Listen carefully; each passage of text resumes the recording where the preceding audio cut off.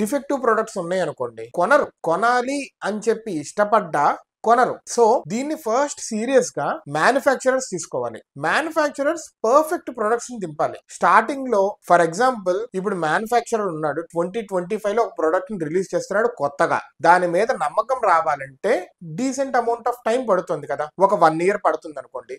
ఈ 1 year లో వీడు బ్యాంక్ క్రప్ట్ అవ్వకుండా గవర్నమెంట్ ఈ మ్యానుఫ్యాక్చరర్ కి ఒక అంబ్రెల్లా హెల్ప్ చేయాలి, సబ్సిడీస్ ఇస్తూ. వీళ్ళు కూడా నీతిగా పనిచేయాలి, డబ్బులు తినేయకుండా కరెక్ట్ ప్రొడక్ట్స్ ని, క్వాలిటీ ప్రొడక్ట్స్ ని బయటికి ఇస్తే కనుక ఖచ్చితంగా భారతీయులందరూ 90% ఆఫ్ భారతీయులందరూ భారతదేశ ప్రొడక్ట్స్, దేశీయ వాళ్ళ ప్రొడక్ట్స్ కొంటారు. ఎందుకంటే మన దేశంలో ప్రొడక్ట్స్ మనం కొంటేనే మనకి నెక్స్ట్ తరాలకు కూడా ఉపాధి అవకాశాలు ఎక్కువ ఉంటాయి. అదే విధంగా ఇప్పుడు శాంసంగ్ ఉంది సౌత్ కొరియా నుంచి ప్రపంచవ్యాప్తంగా, యాపిల్ ఉంది అక్కడ నుంచి ప్రపంచవ్యాప్తంగా, ఎల్జీ ఉంది, ఇలా వాట్ నాట్ చైనా ప్రొడక్ట్స్ ఉన్నాయి. ఇప్పుడు జియోమి కానీ, ఎంఐ కానీ, ఇవన్నీ చూసారా, బివైడి కానీ, టెస్లా, ఎన్ని ఒక్కొక్క country, Japan, South Korea, China, America, France. ఇప్పుడు ఆయిల్ ఇట్లాంటివంటే ఇక natural resources that we can't do. But ఎక్కడైతే మనము తెలివి అదే విధంగా క్వాలిటీ మనం ఇవ్వగలమో అక్కడ ఇస్తే కనుక మనం వాడటమే కాకుండా the best we can export to the